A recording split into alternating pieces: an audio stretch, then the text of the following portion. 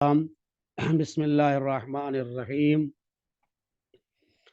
तज़ूरूना खैरुम मिन अन ला तज़ूरून वला तज़ूरूना खैरुम मिन अन तज़ूरून। क़ुल्तु क़तअतु ज़हरी। इमाम ज़माना अलैहिस्सलाम की सलामती और उनके ज़हूर में ताजील के लिए बुलंद आवाज़ से आप हज़रात सलवात पढ़ दें। अल्लाहुम्मा सल्लि अला मुहम्मद व आलि मुहम्मद वअज्जिल फ़रजहुम। मौज़ूए गुफ्तगू है आदाब हज व ज़ियारत। इस सिलसिले में ज़ाहिर है कि चंद जलसे और चंद क्लास की ज़रूरत है। ये 1 घंटे की क्लास में सारे मौज़ूआत को जमा करना, उसके ऊपर रोशनी डालना, ये बहुत सख्त मरहला है। लेकिन बहरहाल जहाँ तक मुमकिन होगा कोशिश की गई है कि एक आदाब ज़ियारत और आदाब हज के उन्वान से कुछ मारूदात आप हज़रात के गोश गुजार करूँ। सबसे पहला मसला ये कि यह मौजू इंतहाई अहम मौजू है और वसाइल शिया और कामिल ज़ियारत जैसी किताब में सैकड़ों नहीं बल्कि हज़ारों की तादाद में इसके ऊपर अहादीस मौजूद है। और ख़ुद अहादीस से हट करके एक फ़ितरी तकाज़े का नाम भी ज़ियारत है। और सीरे अमलिये मासूमीन में, यानी मासूम अलैहिस्सलाम की ज़िंदगी में उन जो सीरतें थीं, उनमें एक सीरत ये थी कि वो किया करते थे।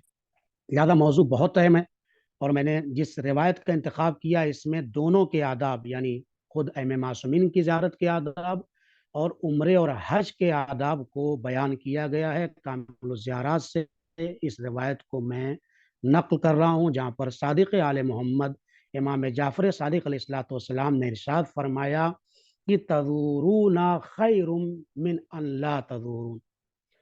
ज़ियारत पे जाना बेहतर है ज़ियारत को तर्क करने से, यानी ज़ियारत पर जाना बहुत अच्छी बात है, बेहतर है।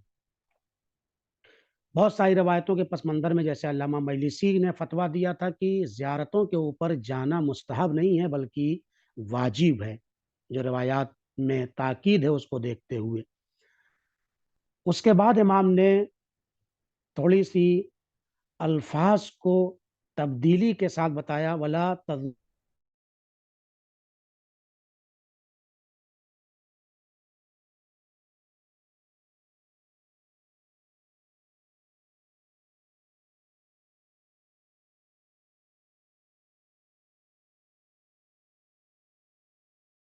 जैसे ही इमाम ने ये फ़िक़रा कहा, रावी कहता है कुल तो क़तअतु ज़हरी, मैंने फ़ौरन कहा इमाम से ये कैसी बात आपने कर दी, इससे तो मेरी गोया कमर टूट गई।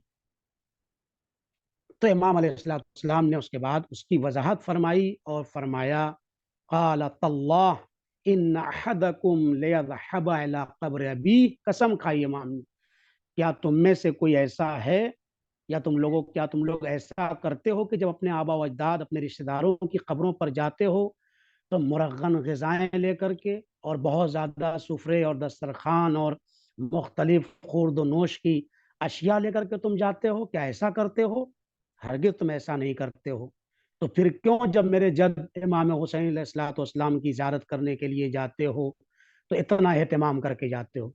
इसका मतलब ये है कि इमाम हुसैन अलैहिस्सलाम की ज़ियारत इंसान को भूखे और प्यासे के आलम में करना चाहिए। मुरग़्ग़न ग़िज़ाओं का इस्तेमाल वहाँ पर ममनू है। अगरचे इसी रिवायत में फिर इमाम ने आगे बताया है कि पूछा जब रावी ने, क़ुल्तु इज़ा ख़रजना इला अबीका क़ुलना फ़ी हज क़ाल बला, कहा कैसे जाएँ हम ज़ियारत पर? क्या वैसे ही जाएँ जैसे हज और उम्रे की ज़ियारत पे जाते हैं?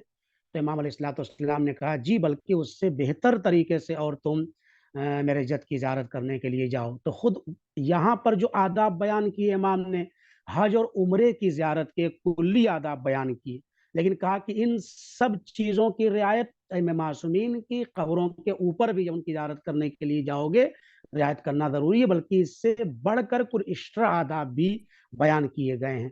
तो इसका मतलब क्या हुआ? इसका मतलब ये है कि अगर आदाब ज़ियारत की रियायत करते हुए हम जाएँ تو زیارت پہ جانا یقیناً بہت اچھی بات ہے، بہتر ہے اور بہت زیادہ اجر و پاداش اور ثواب کا باعث ہے۔ لیکن اگر ہم آداب کی رعایت نہیں کر رہے ہیں اور جا رہے ہیں اور خدا نہ خواستہ وہاں بے ادبی کر رہے ہیں حرم کی، ہم یہ سمجھتے ہیں کہ بوسہ لینا ہی ادب ہے، جی بے شک یہ ادب ہے، لیکن وہاں پر جا کر کے ہم مثال کے طور پر حرام کام شروع کر دیں، نمازوں کو قضا کرنا شروع کر دیں، بہت سارے حرام کام جو انسانی زندگی میں روزمرہ کی انجام دیتا ہے وہاں پر بھی جا کر کے انجام دینے لگیں تو یہ بے حرمتی ہے اور یہ ادب کی رعایت نہ کرنا ہے۔ تو امام نے فرمایا ایسی جگہ پر بہتر یہ ہے کہ انسان زیارت پر نہ جائے، زیارت کو ترک کر دے۔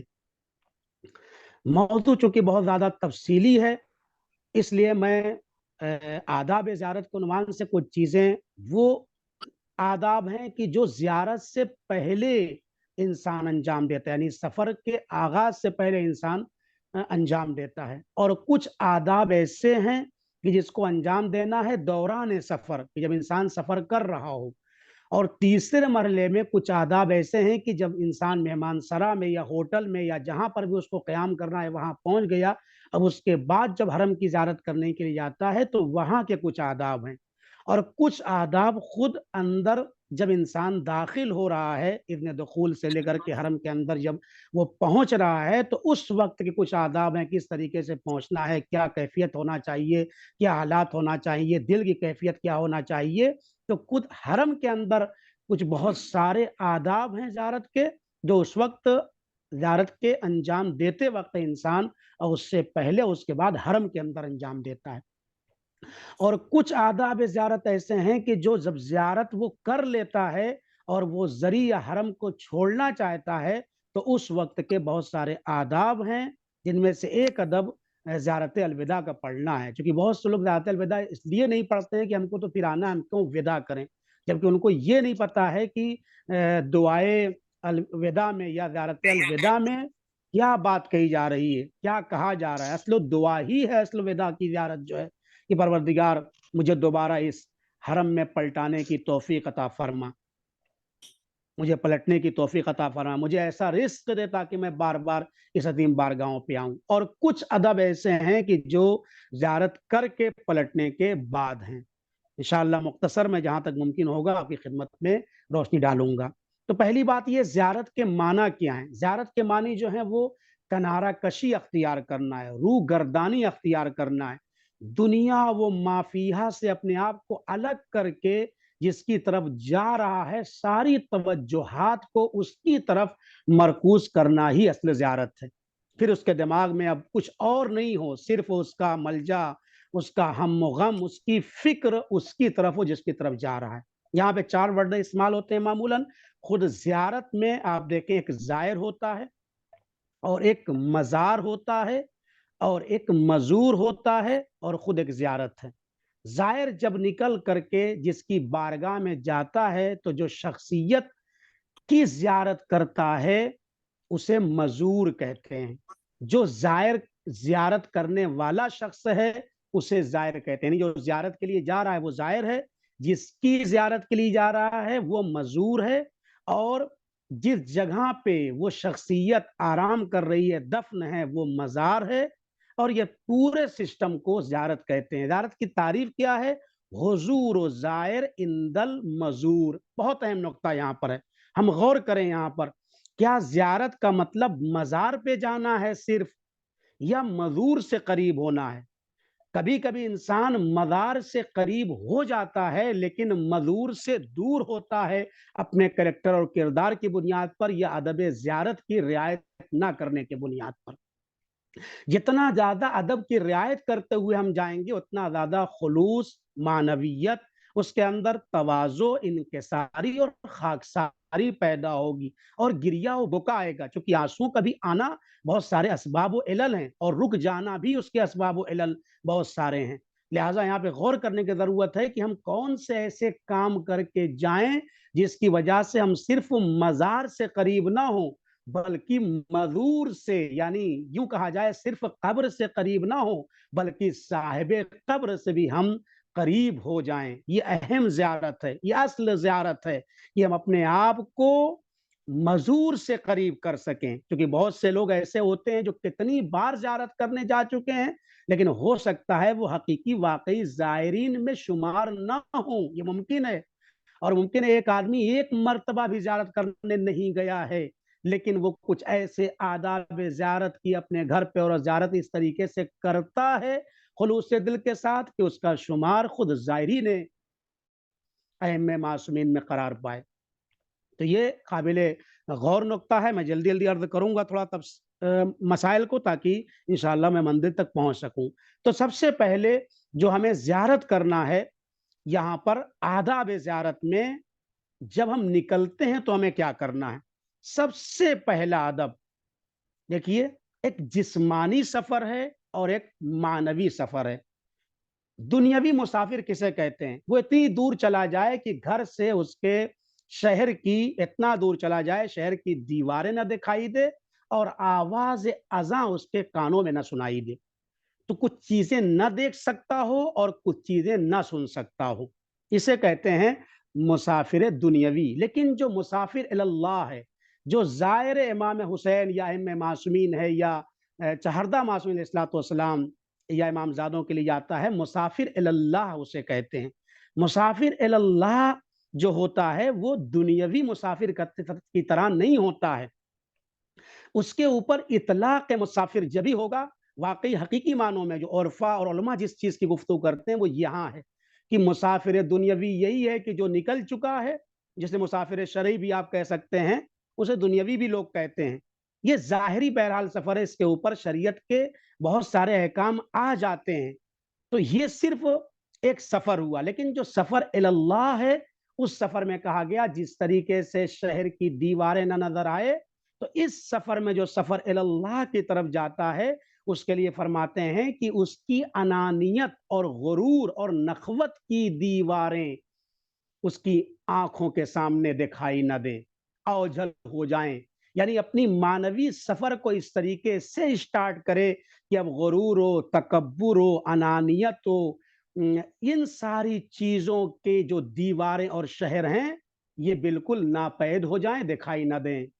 और उसके बाद फरमाते हैं कि उससे आगे और खुद खाही और ख्वाहिशात और खुद गरजी की अजान आवाज उसके कानों तक न पहुंचे, ये मुसाफिर अल्लाह करार पाएगा। ये कब होगा? जब इंसान अदब की रियायत करेगा। अदब की रियायत कब करेगा? जब ये सोचेगा, पहला अदब यह है कि जिसकी ज़ियारत करने के लिए जा रहा है, जाने से पहले उसके बारे में मालूमात हासिल करे, कुछ उसके बारे में पढ़ाई करे, स्टडी मुतालिया करे। और ये मारिफत कहाँ से आएगी? ये खुद ज़ियारतों के अंदर से पैदा होगी, क्योंकि ज़ियारतों के मुखातब जो है परवरदिगार आलम को करार दिया गया है। मैं मासूमीन की तरफ से जो मासूर ज़ियारत है, आम पब्लिक सामे नहीं है। लिहाजा कलाम मासूमीन का है और मुखातब खुदा है। जब इस ज़ियारत के मफाहिम को इंसान पढ़ेगा, ज़ात अमीनुल्लाह को, ज़ात आले यासीन को, ज़ात आशूरा को, ज़ात जामे कबीरा को, तो एक मारिफत का ज़ख़ीरा उसके अंदर पैदा होगा। और जब पैदा होगा तो समझेगा कि मैं किसकी ज़ियारत के लिए जा रहा हूँ। और जब ये जज्बा और पैदा होगा तो वो समझेगा कि मेरा सफ़र मामूली सफ़र नहीं है, बल्कि मुझे सैर इल्लाह करना है, सफ़र इलाही तय करना है। तो अब जब सफ़र इलाही तय करना है तो मुझे गुरूर और नखवत और तकब्बुर के दीवारों को अपनी आंखों से ओझल कर देना है, और अनानियत और ख्वाहिशात की जो आवाज़ें हैं उसे दबा देना है, इतना दबा दे कि वो हमारे कानों तक वो पहुंच ना सके। ये है मुसाफिर इल्लाह। तो अजीज़ों, पहला अदब यही है कि मारिफत पैदा करें, मुतालिया करें उस इमाम के बारे में, ये पहला अदब है। उसके बाद दूसरा अदब यह है कि जिस पैसे के ज़रिए वो जा रहा है, वो पैसा बिल्कुल जायज़, पाक और हलाल हो। यानी अगर खुम्स उसके ज़िम्मे है तो अदा कर दे। किसी का ज़ुल्म करके वो पैसा लिया है तो उसको वापस कर दे। कहीं पर कोई शरई ज़िम्मेदारी उसके काँधों पर है तो उसको पलटा दे। मज़ालिम से हाथ उठा ले। क्यों? इसलिए कि अब सफ़र इल्लाह है, अल्लाह की बारगाह में जा रहा है। सोचें अजीजों, अइम्मे मासूमीन से मुलाकात की, अइम्मे मासूमीन की ज़ियारत बाद जगह है कि अल्लाह की ज़ियारत करने जा रहा है, अर्श इलाही पर खुदा की ज़ियारत करने जा रहा है। लिहाजा मज़ालिम से हाथ उठाए, हलाल तरीके से पैसे जो कमाए हैं उसी के ज़रिए सफ़र करे, حرام پیسوں کو واپس کرے، اسی طریقے سے دوسروں سے طلب مغفرت کرے، گناہوں کی بخشش کے لیے کہے، اور جن کی غیبت یا حق کو پامال کیا ہے اس کے بارے میں لوگوں سے طلب عفو کرے، اور لوگوں کو بتائے کہ میں جا رہا ہوں، اعلان کرے، بتائے کہ میں سفر پہ جا رہا ہوں، مجھ سے جو بھی کمیاں یا کوتاہیاں ہیں اس کو آپ لوگ معاف فرما دیجئے گا۔ اس کے بعد حقوق کی رعایت کرتا ہوا جائے، اس کے بعد نماز کے احکام، روزے کے احکام اور سفر کے درمیان کے جو احکام ہیں، راستے کے احکام ہیں اور وہاں جانے کے بعد کے جو احکام ہیں اس کی مکمل معلومات کو حاصل کرنا بھی آداب سفر زیارت ہے۔ یہ بھی توجہ اس کے اوپر دینے کی ضرورت ہے۔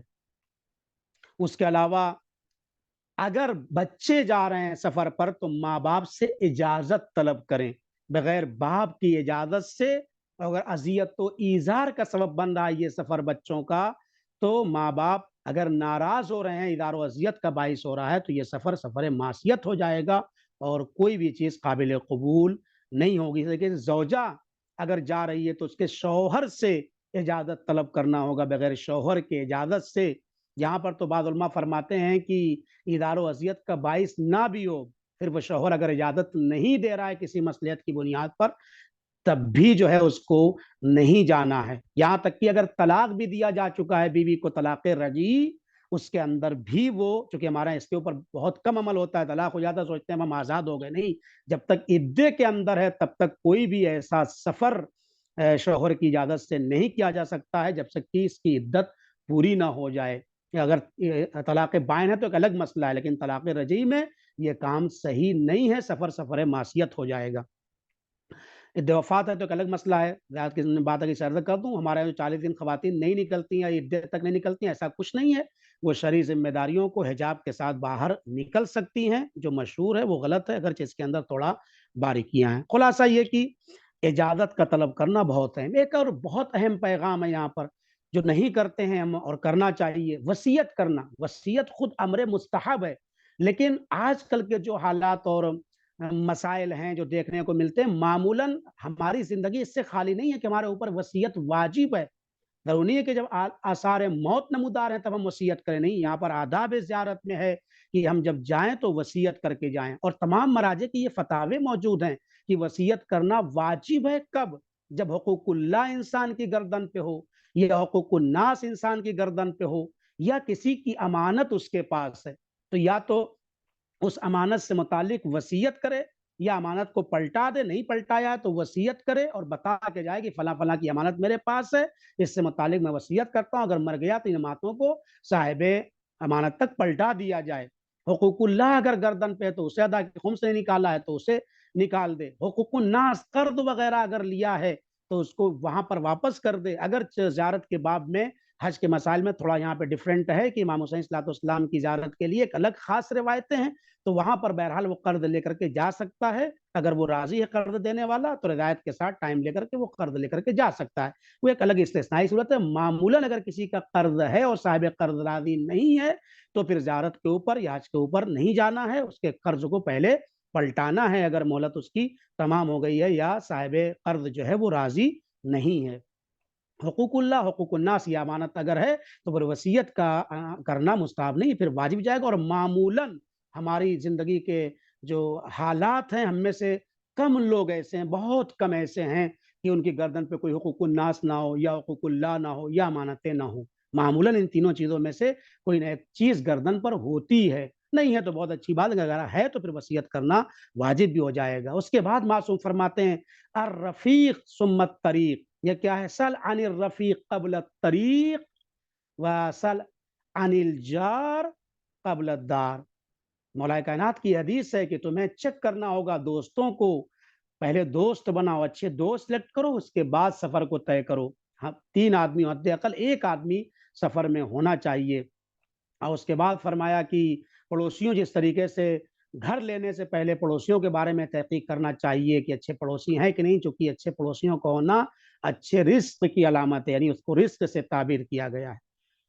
اس کے بعد صدقہ نکالنا اور کچھ اضافی پیسے لینا، چونکہ جو سفر آپ کر رہے ہیں، سفر عشق اور معنویت اور یہ سفر الہی، اس میں امتحان الہی بھی شامل ہے، چونکہ عام نارمل حالات سے انسان پلٹ جاتا ہے، اب وہ سکون اس کو نہیں ملے گا، اب وہ استراحت اس کو نہیں ملے گی، اب وہ کھانے پینے اس کو وہ نہیں مل سکتے ہیں، ممکن ہے۔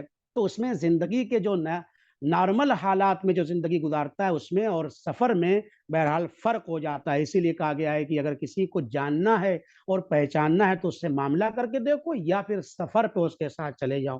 کہا گیا الگ سے ایکسٹرا کچھ پیسے لے، کیوں؟ تاکہ اپنے چاہنے والوں پر، اپنے دوستوں کے اوپر خرچ کرے سفر کے درمیان۔ یہ آداب سفر میں سے اور زیارت کے سفر میں سے ہے۔ اس کے بعد فرمایا کہ صدقہ دو، کیونکہ اگر اکیلے اگر سفر کر رہا ہے تو شیطان کے حملے کے چانسز بہت زیادہ ہیں، گمراہی کے چانسز زیادہ ہیں سفر میں، لہذا اسے ایک دو رفیق اور انسان کو بنا لینا چاہیے۔ صدقہ دینا، اس کے لیے بہت زیادہ تاکید ہے۔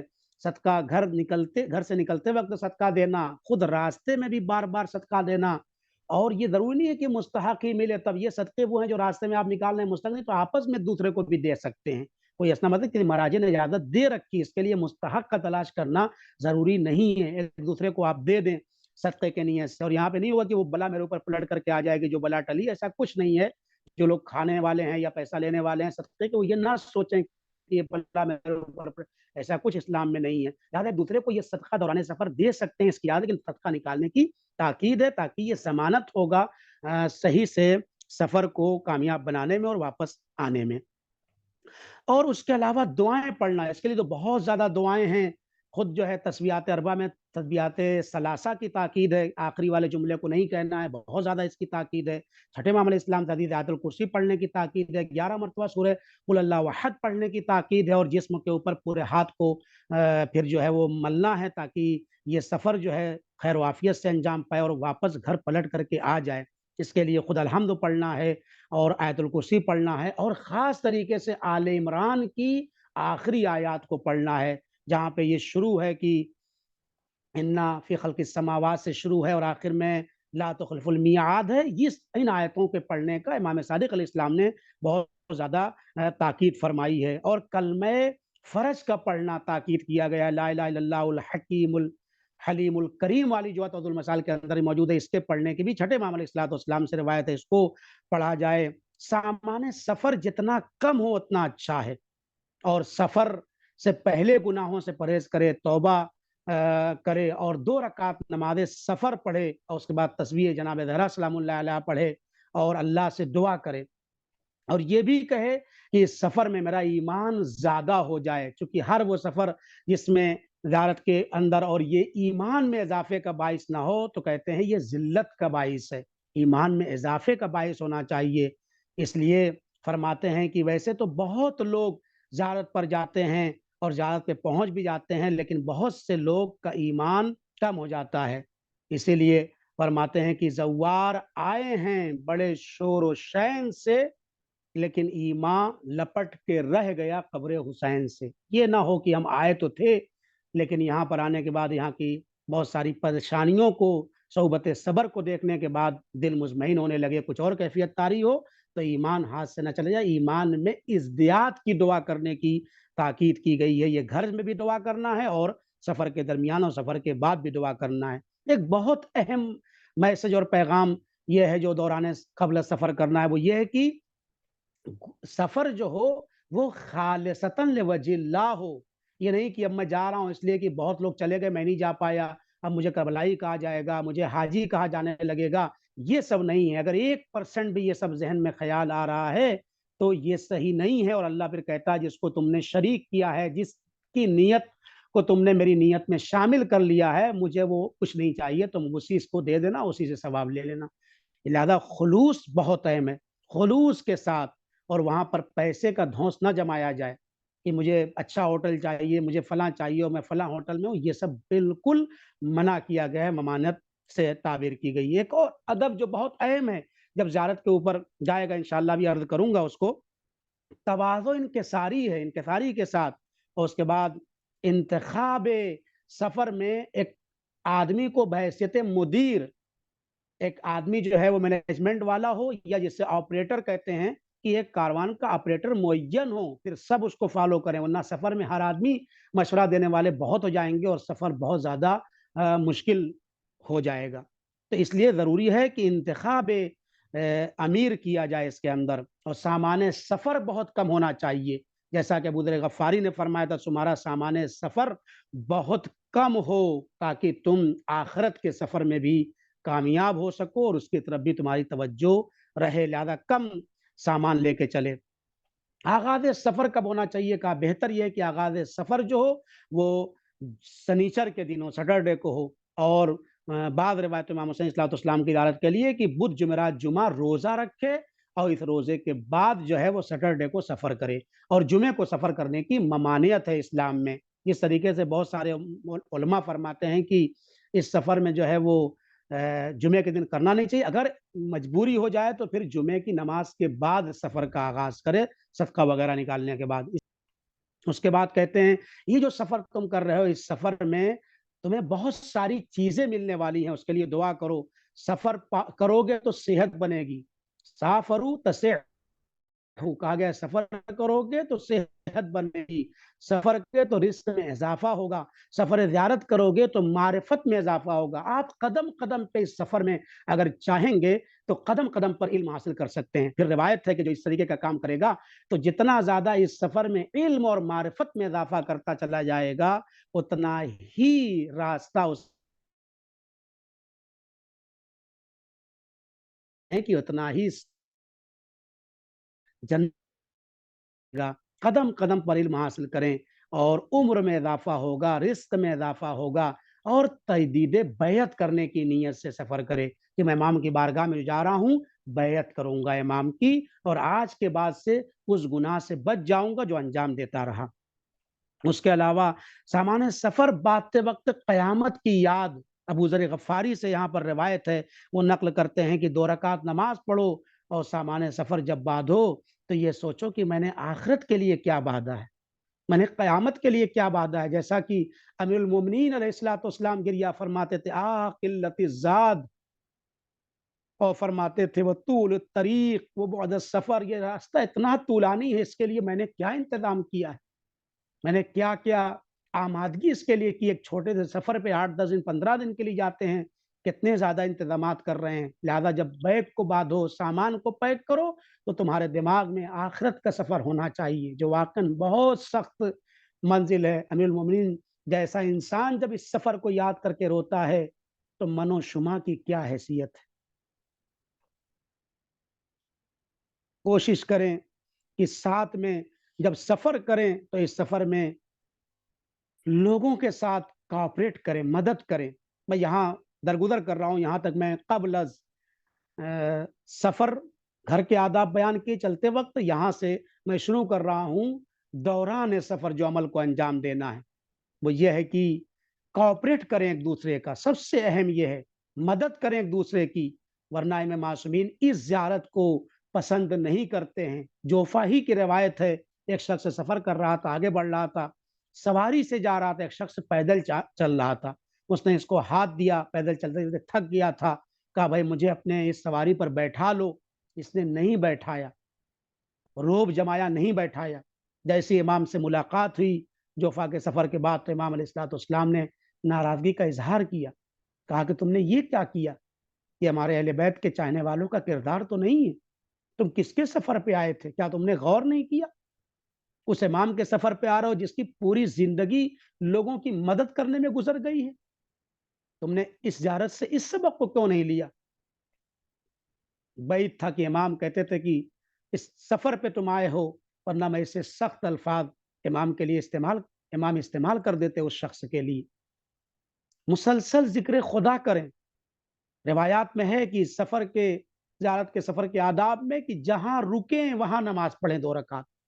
जहाँ सामान रखने जा रहे हैं बीच में, रास्ते में, या जहाँ से फिर सामान उठा करके आगे सफ़र बढ़ाना चाहते हैं, वहाँ पर भी 2 रकात नमाज़ पढ़ें। इमाम फरमाते हैं हर जगह फ़रिश्तों का हुजूम होता है, ये ज़मीन, ये बुके गवाही देंगे तुम्हारे लिए, तुमने यहाँ ज़िक्र इलाही अंजाम दिया था।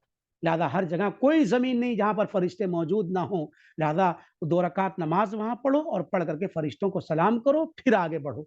جہاں جہاں سفر میں دوران سفر تم اسٹے کرتے ہو، یہاں تک روایات ہے اگر اونچائی پہ گاڑی چل رہی ہے تو تم تلبیہ پڑھو، لبیک اللہم لبیک لا شریک لک لبیک، ذکر الہی کرو، تسبیحات اربع پڑھو ایسے مقام پر، اور جب گاڑی نشیب کی طرف جائے پھر اس ذکر کو پڑھو، مطلب پڑھو، یاد الہی سے اپنے آپ کو غافل نہ کرنا۔ یہ سفر عشق اور معنویت، ہنسی مذاق سے پرہیز کرو۔ ہاں ہنسی مذاق کرنا ہے تو ہنسی مذاق کے درمیان بہت سے احکام الہی کو تم بتا دو، چونکہ بہت سے بہت غلطی کرتے ہوتے ہیں، اس کو تم پہنچا سکتے ہو، بتا سکتے ہو، وہاں پر احکام الہی بتاؤ وہاں پر۔ جیسے امام علیہ الصلوۃ والسلام کی زندگی میں ایسے واقعات ہیں، ایک سے پوچھا تھا امام نے، یہ بتاؤ تمہاری زندگی کا معمول کیا ہے وطن میں، کیسے زندگی گزارتے ہو؟ تو اس نے یہی جواب دیا تھا، تاریخ میں اس کا نام موجود ہے، اس کا نام ہے شقیق بلخی۔ اس سے امام نے جب پوچھا، اس نے کہا مولا عالم یہ ہے کہ جب کچھ مل جاتا ہے کھانے کو تو شکر خدا ادا کرتے ہیں، نہیں ملتا ہے تو پھر صبر کر لیتے ہیں۔ جانتے امام نے بہت سخت الفاظ استعمال کیے، لیکن بہت بڑا میسج ہے عزیز۔ امام نے کہا یہ کام تو ہمارے مدینے کے کتے بھی کرتے ہیں، جہاں رہتے ہیں مل جاتا ہے تو وہ کھا لیتے ہیں، نہیں ملتا ہے تو صبر کرتے ہیں۔ تمہارا کام یہ نہیں ہونا چاہیے، تمہارا کام اس سے بڑھ کر ہونا چاہیے۔ اشرفیت کا تاج تمہارے سروں پر اللہ نے رکھا ہے تو اس کے کچھ اور معنی ہیں۔ امام نے یہاں پہ فرمایا تمہارا کام ہو جائے، جب کچھ مل جائے تو تم دوسروں کو دے دو، ایثار کرو، قربانی کرو۔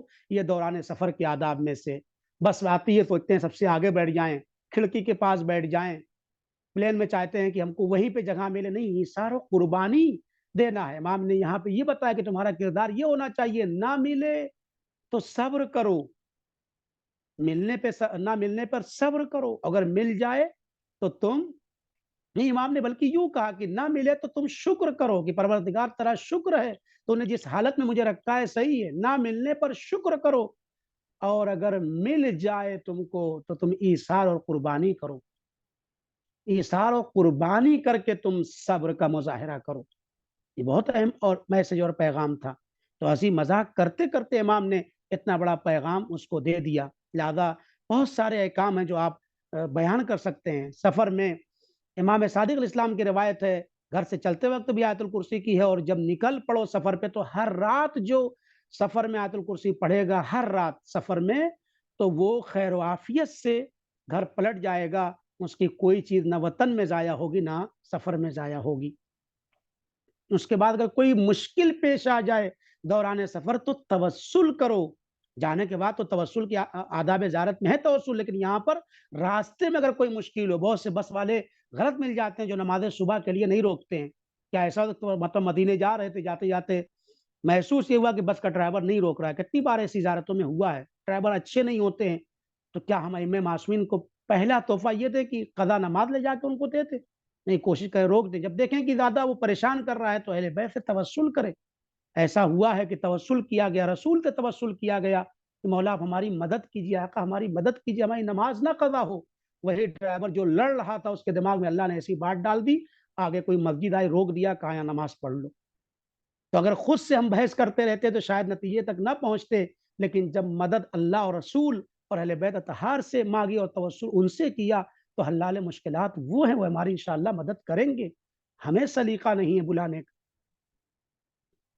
اس کے بعد فرمایا سفر کو توسل سے کرو اور باوضو کوشش کرو، باوضو رہو، باوضو میں بھی حجاب کی رعایت کریں۔ خواتین اگر ایسی جگہ پہ وضو کر رہی ہیں جہاں پر نامحرم ہے تو وہ چند خواتین پہلے کوئی چادر لے کر کے ایریا بنا کر کے گھیر دیں تاکہ ایک خاتون وہاں پر وضو کر لے، پھر دوسری چلی جائے۔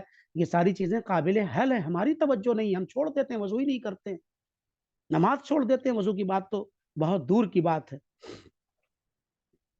اس کے بعد سب سے اہم پیغام یہ ہے کہ نارمل حالات سے نکل کر انسان یہاں پر آتا ہے تو صبر کے لیے کہا گیا ہے، شکر کے لیے کہا گیا ہے کہ صبر کرے قدم قدم پر، یہاں پر امتحان ہے اس کا۔ ایثار و قربانی، دوسروں کی مدد کرنا، ابو ہارون کو ٹوک دیا تھا امام نے کہ تم کیوں نہیں دوسروں کی مدد کرو؟ اماں کی روش یہ تھی، سیرت یہ، جب سفر کرتے تھے تو دوسرے کی مدد کرتے تھے، تم لکڑیاں لے کے آؤ، تم دمبے کو ذبح کرو، تم فلاں کام کر لو، تم ایندھن لے کے آؤ، یہ سارا کام کرتے تھے۔ ایثار بہت بڑا مسئلہ. یہاں تک کی روایت ہے رسول اکرم صلی اللہ علیہ وسلم مسواک بھی اگر لے کے آتے تھے، مسواک بھی دوران سفر، تو جو بالکل سیدھی ہوتی تھی، صحیح ہوتی تھی، اس کو دوسروں کو دیتے تھے، اور جس کے اندر تھوڑا کجی ہوتی تھی اسے خود استعمال کرتے تھے. ہوٹل کے روم کے اندر، کمروں کے اندر، خود جہاں نماز پڑھنے جا رہے ہیں وہاں کے اندر یہ سب چیزیں کی ایثار اور قربانی کی ضرورت ہے. ایک دوسرے کی مدد کرنا. اگر ہم کسی کو وہاں پر توہین کر رہے ہیں تو یہ بھی صحیح نہیں ہے. تذلیل کرنے کو منع کیا گیا ہے، کمک کرنے کے لیے کہا گیا کہ مذاق مذاق میں ہم لوگ توہین کر دیتے ہیں. فرمایا من اضل مومنا فقد اضلنا واضاع حرمت اللہ. جس نے جو ہے وہ ہماری کسی مومن کی ہمارے توہین کی، اس نے گویا ہماری توہین کر دی، ہمیں ذلیل کر دیا معاذ اللہ، اور حرمت الہی کو ضائع و تباہ و برباد کر دیا. اللہ کے قانون کا پاس و خیال نہیں رکھا. زیادہ مسکرانا اچھی بات ہے. امام حسین علیہ السلام کے سفر کے علاوہ تمام سفر کے اندر کہا گیا ہے سفر کے اندر مسکرا کے ملنا، حشاد بشاد چہرے کے ساتھ مومنین سے ملاقات کرنا. ہاں، امام حسین علیہ السلام کے لیے الگ روایتیں ہیں کہ وہ روتا ہوا، بلکتا ہوا، تڑپتا ہوا، ذہن میں یہ رکھتے ہوئے آئے کہ میں اس کی زیارت کے لیے جا رہا ہوں جس سے کربلا میں بھوکا اور پیاسا ذبح کیا گیا ہے. اس کی زیارت کے لیے جا رہا ہوں جس نے یہ کہا تھا نا قتیل الابرا، میں وہ کشتے گریا ہوں جسے کربلا میں رولا رولا کے مارا گیا. یہ بات کہی گئی. 3 باتوں پہ سفر میں سبقت لینا ہے. ایک تو خاموش رہنا ہے. بہت زیادہ کچھ لوگوں کی عادت ہے بہت زیادہ بولنے لگتے ہیں. نیا آدمی مل گیا تو اس کو اپنی پوری لائف کی ہسٹری بتانے، پورے لائف کی جو ہے وہ ہسٹوری بتانے لگتے ہیں، سفر نامہ کہیں اور کا سنانے لگتے ہیں. یہ صحیح نہیں ہے. خاموشی کے اوپر تم ایثار کرو، یعنی سبقت اختیار کرو. اور کثرت نماز. ہمارا معاملہ الٹا ہے. ہم سفر کے اوپر نمازیں ترک کر دیتے ہیں. مستحبی نمازوں پڑھنے کی تاکید ہے، بس کے اندر نماز پڑھیں. امام خمینی کے لیے ملتا ہے، وہ کہتے ہیں میری زندگی کی سب سے حسین نماز وہی تھی کہ جب مجھے لے کے جا رہے تھے شاہ کے حکومت والے گرفتار کر کے، تو اس وقت میں گاڑی کو رکوا کے باہر نکل کے میں نے تیمم کیا. وضو کا موقع نہیں تھا، نہیں دیا مجھے. تیمم کر کے بعد جو میں نے نماز پڑھی ہے اس گاڑی کے اندر، مستحبی نمازیں، پشت بقبلہ، قبلہ بھی نہیں تھا، قبلے کی رعایت بھی نہیں تھی. مستحبی نمازوں میں یہ کر سکتے ہیں آپ، اجازت دی ہے مذہب نے، شریعت نے. کہ وہ نماز شاید میری زندگی کی سب سے اہم نماز ہو جو میں نے بغیر وضو کے تیمم کے ساتھ اور بغیر میں نے قبلے کے پڑھی تھی. تو سفر میں آپ بس میں ہیں تو نمازیں پڑھتے رہیں، جتنا ہو سکے مستحبی نمازیں آپ پڑھیں. اس کی تاکید ہمیں معصومین نے کی. ہمارا تو مسئلہ ہے کہ واجب نمازیں ہم سفر میں چھوڑ دیتے ہیں کہ جائے مستحبی نمازیں. سبقت اختیار روایت موجود ہے جو میں عرض کر رہا ہوں. خاموشی اور کثرت نماز میں سبقت. اس کے بعد سخاوت کرنے کے لیے کہا گیا ہے سفر میں. جو کچھ لے کے آئے ہو یا جو کچھ تمہارے پاس ہے، نہیں خود ہی کھائے جا رہے ہو، خود ہی اپنے اوپر صرف کیے جا رہے ہو، نہیں، دوسروں کے ساتھ اس کے اندر مدد کرو اور دوسروں کی بھی کمک کرتے رہو. ہر چیز میں مقدم کرو زائرین کو ہر مرحلے کے اندر. اس کے بعد فرمایا خوش اخلاقی سے پیش آؤ. سفر کے اندر بد اخلاقی کا مظاہرہ نہ کرنا، خوش اخلاقی سے پیش آنا.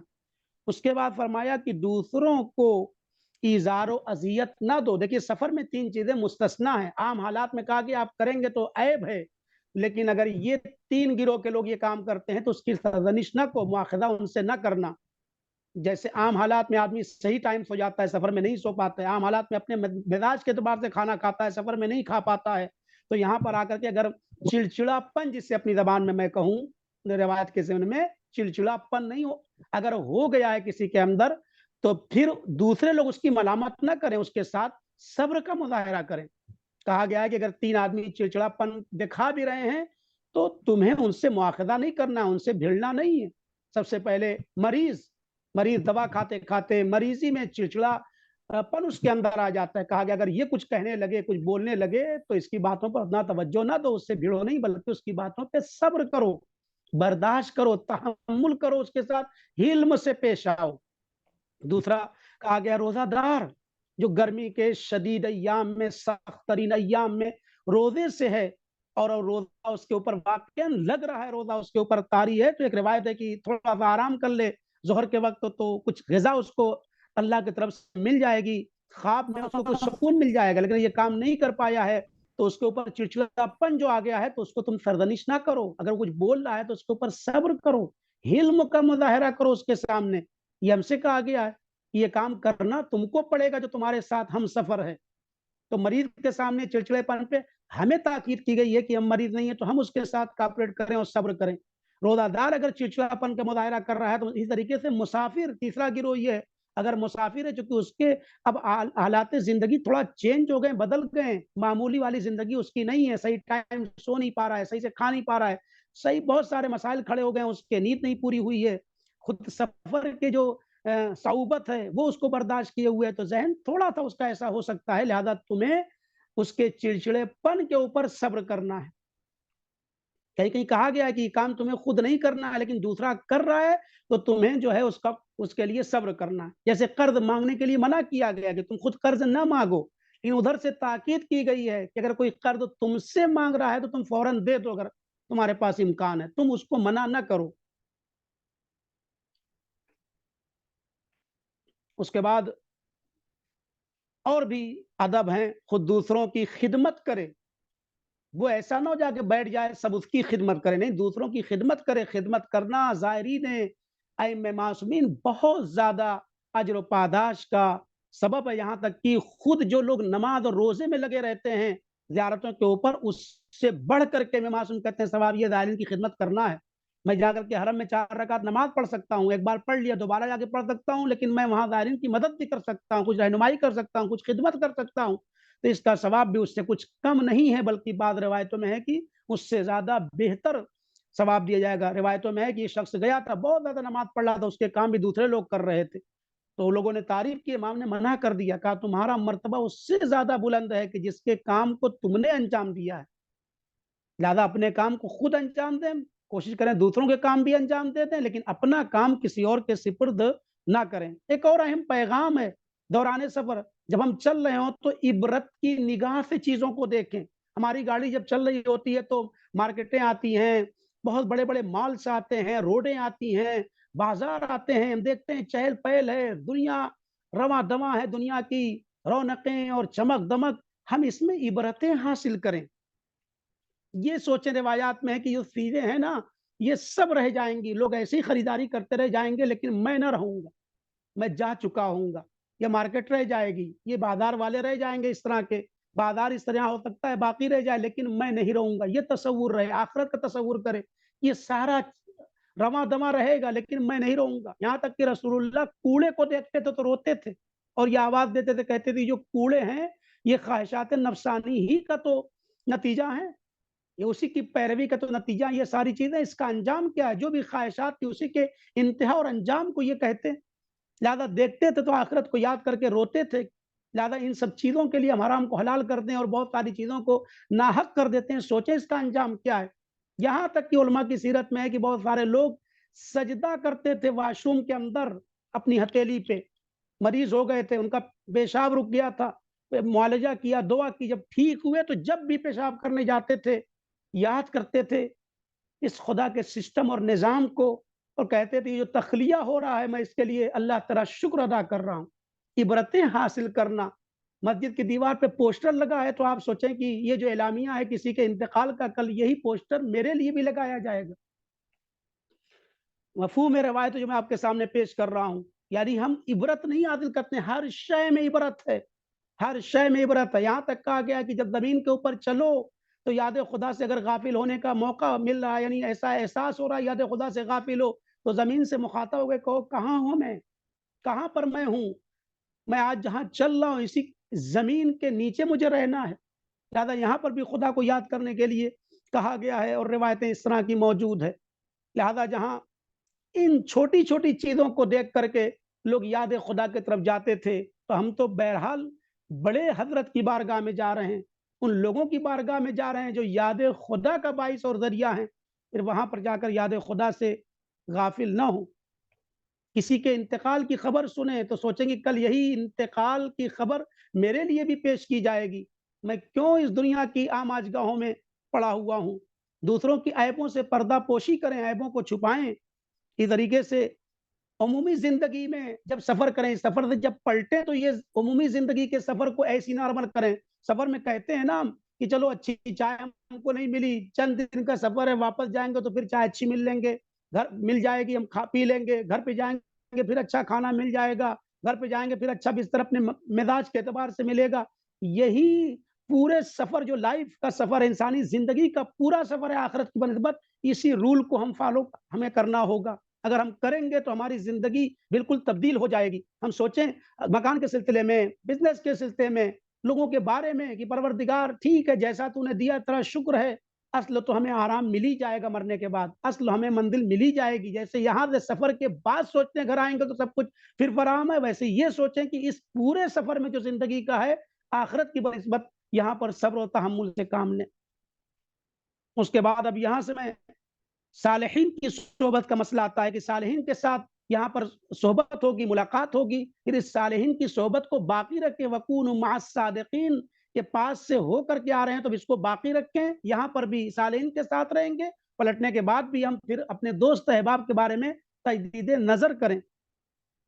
اس کے بعد جس امام کی بارگاہ میں جا رہے ہیں جاتے وقت یہ سوچیں کہ ہم کس کے پاس جا رہے ہیں، غسل کریں، اچھا لباس پہنیں، عطر لگائیں. اگرچہ امام حسین اسلام کے آداب تھوڑا سے ہٹ کے ہیں، اس کے علاوہ جب جائیں تو پوری توجہ جتنی بار جا رہے ہیں مارکیٹوں کی طرف ہے، ایسا نہیں ہونا چاہیے. شیخ عباس قمی کہتے تھے میں ادب کی ہدایت کر رہا تھا تو میرے وجود سے نور ساطع ہو رہا تھا، پیچھے گروپ آ رہا تھا، وہ دیکھ رہا تھا کہ یہ چل رہے ہیں شیخ عباس قمی، نور آتا ہے پھر نور بجھ جاتا ہے پھر نور ہوتا ہے. پلٹ کے پوچھا ان سے کہ یہ کیا معاملہ تھا؟ کہا میں ذکر الہی میں مشغول تھا، تسبیح و تحلیل میں مشغول تھا، میری توجہ امام علیہ الصلوۃ والسلام کی طرف تھی. جتنی دیر ذکر پڑھتا تھا نور ساطع ہوتا تھا، پورا اجالا ہو جاتا تھا. لیکن جب میں ذکر کو روکتا تھا، سانس لیتا تھا، تو جتنی دیر کے لیے ذکر رکتا تھا اتنی دیر کے لیے پھر اندھیرا چھا جاتا تھا. آداب ہماری پوری توجہ مارکیٹوں کی طرف نہیں ہونا چاہیے، جو سامنے والے امام کی طرف ہونا چاہیے. اور اس کے لیے جوادی عاملی صاحب کا جملہ ہے کہ جب تم ذریعوں کے پاس جاؤ، ہر امام مظلوم ہے، ہر معصوم مظلوم شہید کیا گیا ہے، تو یہ نہ سوچو اس کے فانوس کو، اس کی جھاڑیوں کو، اس کے سونے چاندی میں تم محو ہو جاؤ، وہاں کے فانوسوں کو اور لائٹ کو دیکھ کر کے بہت زیادہ خوش ہو جاؤ. نہیں، ٹھیک ہے دل میں تمہارے خوشی آ رہی، لیکن تم یہ سوچو کہ جو اس قبر کے اندر موجود ہے وہ امام معصوم مظلوم ہے، وہ ہمارا مظلوم معصوم یہاں پر موجود ہے. امام حسین اسلام کے ذریعے کے پاس جاؤ تو سوچو یہ کہ یہاں پر پامال شدہ امام کو دفن کیا گیا ہے، ان کے لاشیں کو پامال کر دیا ظالموں نے. تو سارے وہاں کے یہ سب کیفیت جب بدلے گی، تھوڑا سا کھانا کم کھا کے جائیں، برش کر کے جائیں، ایک مرتبہ ویسے جائیں گے کچھ اور کیفیت ہوگی، آداب کی رعایت کر کے جائیں گے تو کچھ اور کیفیت ہوگی ہماری. کثرت الصلاۃ، زیادہ نمازیں پڑھیں، کثرت الدعا، زیادہ ذکر کریں. اس کے بعد نماز جعفر تیار اور بہت زیادہ، اور اس کے بعد جو ہے وہ خشوع طاری کریں، ویلد متقیہ اور تقیہ انجام دیں. آج ایک مشکل ایک بھی ہماری ہے، ہم جاتے ہیں تو سوچتے ہیں ہمارے امام کا روضہ ہے تو ہم جو چاہیں کریں گے، جیسے چاہیں کریں گے. نہیں عزیزو، سارے مذاہب مکتب فکر کے لوگوں کے سسٹم اور ان کے حالات کو دیکھ کر کے ہمیں اعمال انجام دینا ہے. دیکھنا ہے کہ ہم اگر لعنت بھی کر رہے ہیں تو ہمارے بغل میں کوئی بیٹھا تو نہیں ایسا جو دوسرے مکتب فکر کا لوگ ہو، پھر آئندہ سے زیارتی پہ نہ آئے. تو آپ یہ دیکھیں اس کی معرفت جو اس کی طرف بڑھنے والی ہے وہ معرفت کے کم ہونے کے باعث نہ ہم بن جائیں. تو اس میں وَيَلْزِمُ التَّقِيَّ الَّتِي قِوَامُ دِينُ بِهَا، جو ہماری ذمہ داری اور ڈیوٹی ہے. اس کے علاوہ ایک اہم پیغام ہے، میں گفتگو کو چھوڑ رہا ہوں، یہیں پہ ختم کرنا چاہتا ہوں اس سلسلے کی گفتگو کو، جو دوران سفر اور وہاں پہ جانے کے بعد کیا آداب ہیں. زیارت امین اللہ پڑھیں، زیارت آل یاسین پڑھیں، نماز جعفر طیار کی بے پناہ تاکید ہے، ہر امام کی مخصوص نمازیں وہاں جا کے پڑھیں. جب زری کے پاس آئیں تو پہلے زیارت پڑھیں پھر نماز پڑھیں، جب وطن سے زیارت پڑھیں تو پہلے نماز زیارت پڑھیں پھر زیارت پڑھیں، اور جب مخصوص نمازیں آپ پڑھیں تو جس امام کے حرم میں اس کی نماز پڑھیں. اور ہر امام کے معصوم کے زری میں جاتے وقت، حرم میں جاتے وقت 4 رکعت نماز زیارت پڑھیں. مستحب یہ ہے، 2 رکعت نہیں ہے، گھر سے 2 رکعت پڑھیں، لیکن جب حرم کے اندر ہوں تو 4 رکعت نماز زیارت حد اقل پڑھیں، کوشش کریں. اس کے علاوہ جو آخری بات ہے اس سلسلے کی، دعائے آلۃ المزامین پڑھیں. کوئی یہ نسخہ نہیں بتا سکتا کائنات میں سوائے معصومین کے. مثال کے طور پر معصومین سے روایت ہے، یہاں پر ہمارے معصوم نے طریقہ بتایا ہے، دعائے آلۃ المزامین پڑھیں. وہ کیسے ہم پڑھیں گے؟ توجہ فرمائیں. جب ہم چلتے ہیں تو کوئی یہ کہتا ہے میری دعا کرنا، کوئی باپ ہے، کوئی بیٹی ہے، کوئی ماموں ہے، رشتوں کا ایک جال ہوتا ہے، سب کہتے ہیں میری دعا کرنا. اور جب یہاں پر آئے تو بھول گئے، پلٹ کے گئے تو لوگوں نے پوچھا فلاں نے کہ بھائی تم نے میرے لیے خصوصی دعا کی؟ تو ہم نہیں بتا پاتے ہیں کیونکہ بھول جاتے ہیں اور دعا نہیں کر پاتے ہیں. جاتے ہیں تو ہم کو یاد آتا ہے کہ میں نے اس کے لیے دعا ہی نہیں کی. اب یہ کیا کریں، وہ جو پوچھ رہا ہے یا تو جھوٹ بول رہے یا اس سے معذرت کرتے ہیں، اس کی ضرورت ہی نہیں پیش آئے گی، نہ جھوٹ بولنا ہے نہ معذرت کرنا ہے۔ دعائے حالت المضامین ساری عبادتوں کے کمپلیٹ کرنے کے بعد ہر حرم میں پڑھنے کی تاکید ہے، کسی امام کا نام نہیں لیا گیا اسی لیے تاکہ جس معصوم کے حرم میں پڑھو وہاں پر یہ لفظ اس امام کا نام لو اور یہ زیارت کو پڑھو۔ انہی ضرورتوں سے یہ شروع ہوتی ہے، اللہم اغفر لی، مجھے معاف کر دے، ولی والدیہ، میرے والدین کو معاف کر دے، ولی اخوانی، میرے بھائیوں کو معاف کر دے، ولی اخواتی، میری بہنوں کو معاف کر دے، وعماتی، میری پھوپھیوں کو معاف کر دے، وخالاتی، میری خالاؤں کو معاف کر دے، من علمنی حرفا، جس نے مجھے کچھ سکھایا اس کو معاف کر دے، میں نے جس کو سکھایا اس کو معاف کر دے، وجیرانی، پڑوسیوں کو معاف کر دے، واصدقائی، دوستوں کو معاف کر دے، بہت زیادہ ہے، وہ اولادی، اور میری اولاد کو معاف کر دے، وہ ذریتی، اور میری ذریت کو معاف کر دے، جو قیامت تک میری نسل میں آنے والے ہیں ان کو معاف کر دے، میرے آبا و اجداد کو معاف کر دے، وللمؤمنین والمؤمنات، مومن و مومنات کو معاف کر دے، من اہل الشرق والغرب، چاہے وہ غرب میں ہوں چاہے وہ شرق میں ہوں، من الاحیاء والاموات، چاہے وہ زندہ ہوں چاہے وہ مر چکے ہوں۔ آپ دیکھیں اس سے جامع اور کیا دعا ہو سکتی ہے؟ کیا امام نے کسی کو چھوڑا؟ پڑوسیوں کو، رشتہ داروں کو، استاد کو، شاگرد کو، دوستوں کو، رشتہ داروں کو، خالاؤں کو، ماموں کو، پھوپھی کو، سب کو شامل کر دیا، آدم سے لے کر اب تک آئندہ آنے والے قیامت تک، زندہ مردہ، شرق غرب، مومنین مومنات، کسی کو نہیں چھوڑا ہے۔ ہاں یہ نسخہ معصوم نے بتایا، اگر ایک مرتبہ دعائے حالت المعصومین حرم میں پڑھ لیا ہے، پلٹ کے آپ جائیے، جو بھی آپ سے پوچھے کیا میرے لیے خصوصی دعا کی، جی آپ سینہ ٹھوک کے کہہ سکتے ہیں جی ہاں میں نے آپ کے لیے بھی دعا کی۔ وقت میرا تمام ہو گیا عزیزو، بس میں چند زیارتوں کی شناسائی کرنا چاہتا ہوں، بتانا چاہتا ہوں جو مکے اور مدینے کی ہے جلدی جلدی، تاکہ اس کو بھی انشاءاللہ آپ فالو کر سکیں۔ ایک بہت بڑا مسئلہ اور میسج یہ ہے کہ جو مکے اور مدینے کی زیارت کرنے جاتے ہیں ان کے ساتھ بہت بڑی مشکل ہے، وہ یہ ہے کہ سوچتے ہیں بقی آباد نہیں ہے تو ہم کو کچھ کرنا ہی نہیں ہے، معاذ اللہ ساری ذمہ داریاں آپ پر ہیں، آپ کر سکتے ہیں، نمازوں کی توہین کرتے ہیں، جماعت چھوڑ چھوڑ کے چلے آتے ہیں، خوب آپ فرادہ کی نیت کر لیجئے، آپ کا اگر مرجع اجازت نہیں دے رہا ہے آپ فرادہ کی نیت کر لیجئے، نماز آپ کو پڑھنا ہے، وہاں پر فرش بہت ساری جگہ نہیں ہوتے ہیں، رعایت کر سکتے ہیں، آپ بہت زیادہ ثواب ہے۔ منع کیا گیا ہے کہ آپ چھوڑ چھوڑ کے مدینے کی مسجدوں کو ادھر ادھر نماز پڑھیں، اور پوری نماز پڑھ سکتے ہیں، مراجع کے سیسانی صاحب خامنئی صاحب کے نزدیک دونوں کے ہاں یہ موجود ہے کہ پورے مکے میں اور مدینے میں آپ نماز کامل اور قصر پڑھنے کا اختیار رکھتے ہیں، ہزاروں رکعت سے زیادہ ثواب ہے۔ میں کیا کروں، میرے پاس وقت نہیں ہے، ورنہ میں آپ کے سامنے روایات سناتا۔ تو نماز کی تاکید ہے، نماز پڑھیں وہاں پہ۔ اچھا اب جب زیارت بقی میں نہیں کر سکتے ہیں تو مسجد نبوی میں نہیں کرتے، ارے کیا فاصلہ ہے مسجد نبوی اور بقی کا؟ ایک دیوار کا فاصلہ ہے۔ اگر کل بقی بن بھی جاتا ہے انشاءاللہ، اور بنے گا اور تعمیر بھی ہو جاتا ہے، تو بقی اور مسجد نبوی میں کوئی فرق نہیں ہوگا، ابھی بھی جو حرم آپ جاتے ہیں اس سے زیادہ دور دور کے ایریے پہ نمازیں پڑھتے ہیں، تو مسجد نبوی کے اندر وہ سارے اعمال انجام دے سکتے ہیں جو ائمہ معصومین ائمہ بقی کے لیے کہے گئے ہیں، ان کی مخصوص زیارت، ان کی مخصوص نمازیں، نماز جعفر طیار، دعائے حالت المضامین، زیارت جامع کبیرہ، زیارت آل یاسین، یہ سارا کام آپ مسجد نبوی میں کریں، انشاءاللہ پورا ثواب ملے گا۔ استغاثہ حضرت فاطمہ زہرا کی نماز، نماز امام زمان علیہ السلام، جو مخصوص نماز مفاتی میں موجود ہے، ہم جا رہے ہیں اتنا سرمایہ لگا کے جا رہے ہیں، کیوں وقت کو برباد کریں وہاں جا کر کے؟ ہم ہوٹلوں میں کیوں نماز پڑھیں، ہوٹلوں میں وقت کیوں ضائع کریں؟ خریداری کے لیے بہت بڑا وقت ہے، بہت ٹائمز ملیں گے، ہے روایت میں تھوڑا بہت تبرک آپ لے کے آئیں، اس کے لیے میں منع نہیں کرتا ہوں، تو لہٰذا اس کی طرف توجہ نہیں ہے، اعمال زیارت ائمہ بقی انجام نہیں دیے جاتے، ماحول ایسے ہی ہے کہ بھئی ہم کیا کریں، مجبور ہیں، کچھ نہیں مجبور ہیں آپ، مجبور ہیں بقی کے اندر، لیکن مسجد نبوی کے اندر آپ موبائل آپ کے پاس ہے، منع نہیں، موبائل میں ساری دعائیں موجود ہیں، ساری نمازیں آپ فالو کر سکتے ہیں اور ساری راتوں کو آپ پڑھ سکتے ہیں، لہٰذا مسجد نبوی کی جو مناسبتیں ہیں وہ آپ جانتے ہیں، باب جبرائیل ہے، جناب زہرا سلام اللہ علیہ کی قبر کا احتمال زیادہ لوگ وہی دیتے ہیں، دعائیں وہاں مستجاب ہوتی ہیں، جناب رسول خدا صلی اللہ علیہ وسلم کا روضہ ہے، مسجد نبوی کے اندر ہے، ابو البابا ہے، بہت ساری مناسبتیں انشاءاللہ کتابوں میں آپ پڑھیے گا، جا کر کے ہر جگہ کوشش کیجئے جو 2 رکعت نماز پڑھیے، اور ہر الگ الگ روایت ہے کہ یہاں پر کون سی نماز پڑھی جائے گی اور کیا فائدہ ہوگا اور کیا انسان کو ثواب ملے گا۔ مدینے کی زیارتوں میں سے سب سے پہلی مسجد جو مسجد نبوی مسجد رسول اللہ نے بنائی اپنی زندگی میں، سب سے پہلی مسجد مسجد قباء ہے، وہاں پر بھی 2 رکعت نماز پڑھنا اور ایک عمرے کا ثواب ملا ہے. سب سے پہلی مسجد جو بنی ہے اس کے بعد مسجد نبوی کی بنیاد رکھی ہے. تو یہ نمازیں ہیں. مسجد قبلہ ہے وہ مسجد قبا ہے مدینے کے اندر، خود مسجد نبوی ہے، خود جنت البقیع کی زیارت ہے، اہم بقیع ہیں وہاں پر، دوسرے امام، چوتھے امام، پانچویں امام، چھٹے امام، ام البنین سلام اللہ علیہ کی قبر ہے، جناب اسماعیل کی قبر ہے، جناب قاسم کی قبر ہے، بعض ازدواج رسول اکرم ہیں، احد کے بہت سارے زخمی جو ہوئے تھے بعد میں شہید ہوئے ان کے شہداء کی وہاں پہ قبریں موجود ہیں. پھر جناب حمزہ کی زیارت کے لیے مدینے میں جانے کی بڑی تاکید ہے. رسول اللہ کہتے ہیں جو آیا زیارت کرنے کے لیے اگر حج کیا اور میری زیارت نہیں کی تو اس کا حج کمپلیٹ نہیں ہے، عمرہ پورا نہیں ہے اس کا.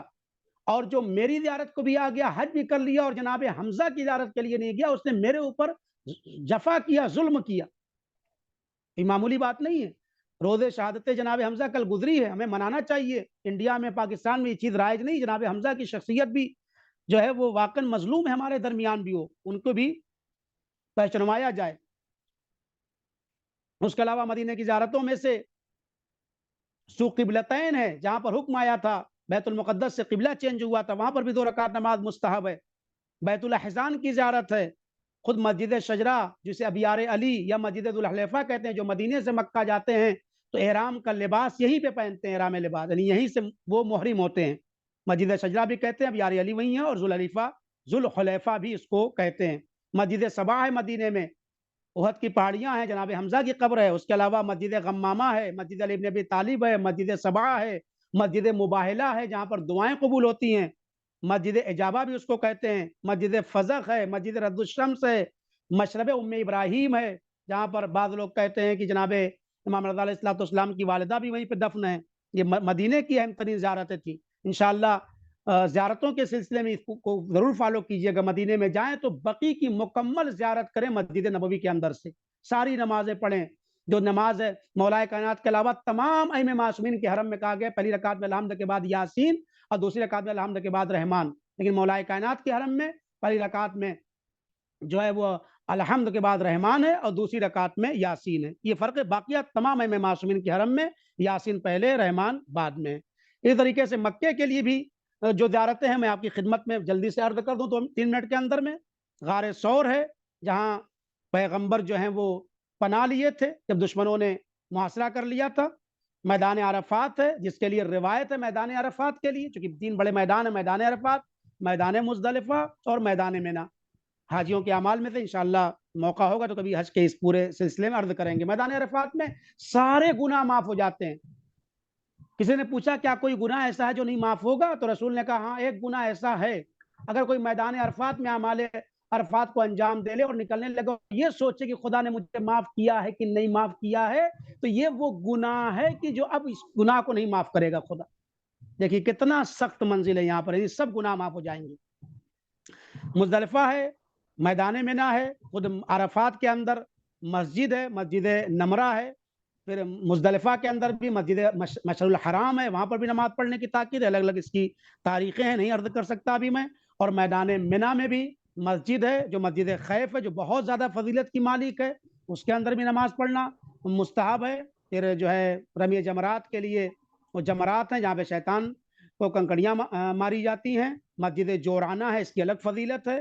جبل نور ہے فاران، اس کی اپنی الگ فضیلت ہے. غار حرا ہے، اور اس طرح کی اور بہت ساری زیارتیں مکے میں ہیں. خود جنت المعلی ہے جہاں پر جناب خدیجہ، جناب ابو طالب اور دیگر افراد دفن ہیں، وہاں کی انشاءاللہ زیارت ہے. اور بہت ساری مسجد جن ہے اور انشاءاللہ وہ زیارتیں آپ کریں گے. لو اہم زیارتیں تھیں میں نے آپ کی خدمت میں بتا دی. خود خانہ کعبہ کے اندر بہت ساری مناسبتیں ہیں جو اندر ہیں. حتیم ہے اور شادروان ہے، یا مثال کے طور پر حتیم کے علاوہ صفا و مروہ ہے، حجر اسماعیل ہے، مقام ابراہیم ہے. یہ ساری الگ الگ فضیلتیں، الگ الگ روایات ہیں اس کے لیے. انشاءاللہ کبھی فرصت ہوئی تو میں ان سب کی تفصیلات بھی عرض کروں گا. حتیم کے لیے کہا گیا ہے کہ 100 انبیاء کرام کی قبریں وہاں پر ہیں، وہاں پر دشمنوں پر اور ظالموں پر لعنت بھیجو اور جو دعا مانگو گے قبول ہوگی. میزاب رحمت ہے، خود مقام ابراہیم ہے جہاں پہ طواف کے بعد نماز طواف پڑھنا ہے. اور بہت سارے عمل انجام نہیں دینا ہے، منع کیا ہے معصوم نے، جیسے بلند آواز سے تلبیہ پڑھنا عورتوں کو منع ہے. حجر اسود کے بوسہ لینا خواتین کو منع کیا گیا ہے. ہرولہ کرنا، یہ سب معمولاً رعایت نہیں کرتی ہیں خواتین حضرات. اس کو بھی انشاءاللہ کبھی وہ تذکرات بعد میں دیے جائیں گے. آخری پیغام اور میسج، اور اس کے بعد انشاءاللہ میں خدا حافظی کروں گا. اگر سوالات وغیرہ کسی کو پوچھنا ہوں گے تو وہ مجھ سے انشاءاللہ پوچھ لیں گے. ایک اہم پیغام یہ ہے کہ مکے کی زیارت کے بعد فوراً مکے کو رہا کر دیں. روایات میں ہے کہ احترام مکہ بہتر ہے وہاں کے اعمال انجام دینے سے. رابی نے کہا تھا میں یہاں پہ زیادہ دن رکوں، زیادہ عمل انجام دوں. کہا نہیں، اب تمہیں فوراً مکہ کو چھوڑ دینا چاہیے. مکے کی اہمیت جبھی باقی رہے گی جب تم زیادہ دن مکے میں قیام نہیں کرو گے. لہذا مکہ چھوڑ دو اور فوراً مکہ چھوڑ کر کے مدینہ آ جاؤ یا دوسرے مقامات پہ چلے جاؤ. اس کے بعد اپنے سفر کو تم ختم کر دو. تو انشاءاللہ مکے کے لیے یہ روایتیں ہیں. اور زیادہ سے زیادہ استفادہ کرنے کے لیے وقت سے کہا گیا ٹائم کا بہت خیال رکھیں. جیسے آیت اللہ مینی کا جملہ تھا 24 گھنٹے میں ہمارے کیلکولیٹ اگر آپ کریں گے تو 4440 منٹ ہوتے ہیں. 1440 یعنی 1440 منٹ ہوتے ہیں. 1440 منٹ ہوتے ہیں 24 گھنٹے کے اندر میں. پھر اس کو سیکنڈوں میں لگائیے، پھر حساب کریے گا کہ ہم نے کتنا وقت جو ہے وہ حرم میں لگایا ہے، کتنا وقت معصومین کو دیا ہے، کتنا وقت امام سے گفتگو کرنے میں دیا ہے. امام کو یہ نہ سمجھے وہ شہید ہو گئے تو وہ ختم ہو گیا ہے معاملہ، بھی امام جو ہے وہ شہید ہو گئے ہیں. نہیں، شہید ہیں لیکن زندہ ہیں. امام سامنے ہیں. انت تسمع کلامی، امام ہماری باتوں کو سنتے ہیں، ہماری باتوں کا جواب دیتے ہیں. امام کے سامنے جائیں، گفتگو کریں امام سے. اعمال کو انجام دینے کے بعد، آیاتوں کو پڑھنے کے بعد محو مناجات ہوں، محو گفتگو ہیں امام سے. امام زمانہ کے ظہور کے لیے دعا کریں، مومنین کے لیے دعا کریں، مسلمانوں کے لیے دعا کریں انشاءاللہ کہ عالم اسلام کو فوقیت ملے اور دوسرے کے مذاہب کے فرق کے افراد کا خیال رکھیں اور تقیہ کا خاص انشاءاللہ خیال رکھیں. وآخر دعوانا الحمد للہ رب العالمین وصلی اللہ علی محمد وآلہ الطاہرین. السلام علیکم. بہت عمدہ علیکم السلام ورحمۃ اللہ وبرکاتہ. محسوس ہو رہی تھی اور ابھی بہت کچھ تشنا رہ گیا ہے، لیکن جی اب کیا کریں، مجبوری ہے. اگر موقع ہوگا تو پھر دوسرا انشاءاللہ اللہ کوشش کریں. کوئی سوال کسی کو پوچھنا ہے؟ جی پوچھنا ہو تو پوچھ لیں.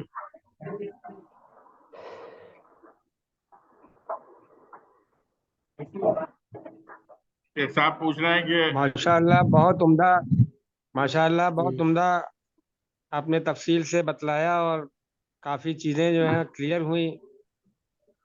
خدا سب کو توفیق عطا کرے کہ ہم لوگ اس طرح سے زیارت کریں جس انداز سے آپ نے بتلایا ہے اور جس انداز سے زیارت کرنی چاہیے. انشاءاللہ انشاءاللہ. ایک صاحب ابھی پوچھ رہے ہیں کہ ایمان بڑھتا ہے اس سفر میں، لیکن آپ نے کہا تھا کہ ایمان گھٹتا بھی ہے، تو گھٹتا کیسے ہے؟ وہی جیسے میں نے بتایا آپ کو، آداب زیارت کی رعایت نہیں کریں گے. بعض آداب ایسے ہیں جس میں واجب اور حرمت کے ہیں. مثلا نماز جا کر کے جہاں پہ قصر پڑھنا ہے پوری پڑھ لیں، یا مثال وہاں پر جانے کے بعد جو ہے وہ خلاف کام کر رہے ہیں، شریعت کے خلاف کام کر رہے ہیں، ظاہر ہے جہاں پہ دن اور تاریخ اور جگہ کے اعتبار سے ثواب میں اضافہ ہوتا ہے، ویسے عذاب میں بھی شدت بن جاتی ہے. تو وہاں پہ جا کے بے حرمتی کرنا، شریعت کو پامال کرنا. میں مثال دیتا ہوں چھوٹی سی، جا کے داڑھی مڈا کے ذریعوں سے اپنے آپ کو مس کرنا. امام ذری کے سامنے ہی ہیں، کھڑے ہوئے ہیں. ابھی کیا ہے مجال کسی کی کہ جا کے شریعت کو پامال کرے؟ امام اگر سامنے ہوں گے تو کیا آدمی ایسے ہی چلا جائے گا؟ بہت سارے ادب کی ہم رعایت نہیں کرتے ہیں، بے ادبی جا کے کرتے ہیں، ہمیں احساس نہیں ہوتا ہے. یقیناً آداب زیارت کی رعایت کریں گے ایمان بڑھے گا، لیکن اگر شریعت کے خلاف وہاں پر بھی جا کے کریں گے، لڑتے ہیں جھگڑتے ہیں بہت سارے لوگ. مثال کے طور پر میں مثال دے دوں، ایک صاحب سفر میں تھے، وہ کہنے لگے تھے کہ وہ سب سے بڑی منحوس تاریخ تھی جس دن میں نے حج کا فارم بھرا تھا. برداشت نہیں کر سکے، تحمل نہیں کر پائے وہاں کے مصیبتوں کو، وہاں کے صعوبت سفر کو. خوب اگر اس طرح کے الفاظ استعمال کر رہے ہیں تو ایمان میں اضافہ ہوگا. یا بہت سے لوگ ہوتے ہیں جاتے ہیں کہتے ہیں بھائی یہ تو بہت سخت کام ہے، میں تو نہیں کر پا رہا ہوں، بہت پریشان ہو گیا ہوں، غلط کر دیا، میں یہاں آ گیا. ٹکٹ پہلے کروا کے چلے جاتے ہیں. یہ ایمان بڑھ جائے گا یہاں پہ.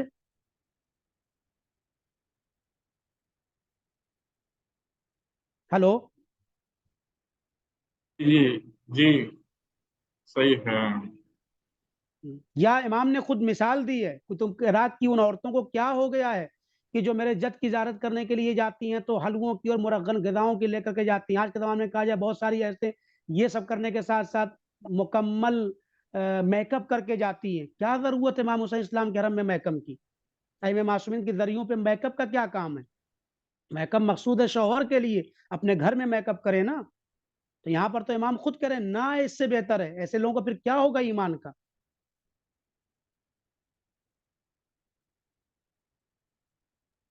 सही कह रहे हैं। वाज़ेह है, रिवायात में इसको ही बयान किया गया है। लेकिन मौलाना साहब जब ग्रुप के साथ जाते हैं वहाँ तो नॉन वेज ही मिलता है खाने के लिए, मुर्गा ही मिलता है। इसके लिए भी अभी जो है वो नॉन वेज और वेज की बात ही नहीं होती है। फिर वो करबला के लिए कहा गया है कि वो मकरू है, हराम नहीं। लेकिन जानते हैं होता क्या है? अभी सबसे ज्यादा करबला में गोश्त खाया जाता है, एक अलग मसला है। मकरू है, चलें उसका एहतियात करें, लेकिन ये मुराद नहीं है। मुराद अगर रिवायात को हम पढ़ेंगे तो उसका मतन और टेक्स्ट ये कहता है कि आदमी दाल चावल भी खा रहा है और बहुत मजा ले लेके खा रहा है और अचार डाल के खा रहा है और तफरी करके खा रहा है, तो ये उससे ज्यादा मकरू है कि जो आदमी गोश्त बैठ के आराम से खा रहा है, सुकून से खा रहा है, इमाम हुसैन इस्लाम की भूख और प्यास को याद कर रहा है। लजीज ग़िज़ाओं से मजम्मत की गई है। लफ्ज़ गोश्त भी आया है, मैं मुझे इनकार नहीं है, लेकिन मैं देखता हूँ बहुत से लोग सादा ही खाते हैं, लेकिन वो रियाकारी शामिल होती है। बहुत से लोग सादा खाते हैं, बताना चाहते हैं कि मैं ऐसा ज़ाहिर हूँ कि बस मुझसे बड़ा कोई ज़ाहिर नहीं, मैं सारे पाबंदी करता हूँ, चाहे एक भी अदब की रियायत ना करे, सिर्फ पूरी रियायत उसकी गोश्त पे होती है। नहीं, बहुत सारी मुरगन ग़िज़ाओं को खाने से मना किया गया है। उलमा की सीरत थी वो दाल चावल भी खाते थे तो पानी डाल डाल खाते थे। समझ रहे हैं? ये असली है कि इमाम हुसैन इस्लाम की भूख और प्यास का एहसास करें। ठीक है, गोश्त की रिवायत है, मकरू है, लेकिन अगर मिसाल के तौर पर गोश्त को छोड़ करके हम और दूसरी मुरगन ग़िज़ाएं को खा रहे हैं तो वो भी उसी हुक्म में आएगी, यानी वो भी मकरू हो जाएगी। ये उलमा कहते हैं ये बर्दाश्त जो रिवायत से मफहूम है वो ये है, ज्यादा ये है कि अपने आप को, बहुत सारे लोग हमेशा अरबईन में सिर्फ सलाद खाते थे, पूरे अरबईन में सिर्फ सलाद खाया उन्होंने, दाल भी नहीं खाई, चावल भी नहीं खाया, कहा मैं नहीं खाता हूँ करबला में खाना। तो ये मारिफत की बात है, और मारिफत जितना बढ़ती जाएगी आदमी उसके एतबार से उसका एहतियात भी करता चला जाएगा, और जितना अदब की रियायत करता चला जाएगा उतना है। आप बाकी सारे अदब की रियायत किए हैं, गोश्त खा लिया है, आपको एहसास भी है कि मैंने कम गलत खा लिया है, तो बस यही एहसास का होना काफी है। यहाँ पे ईमान नहीं कम हो जाएगा। ईमान से मुराद जहाँ हुकूमत शरीयत की पामाली हो रही है, हराम को हलाल कर रहे हैं, हलाल को हराम कर रहे हैं, नमाजें कज़ा कर रहे हैं, यहाँ पे ये मुराद है।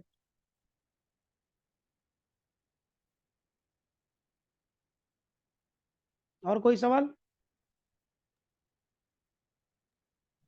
रोजा रख सकते हैं?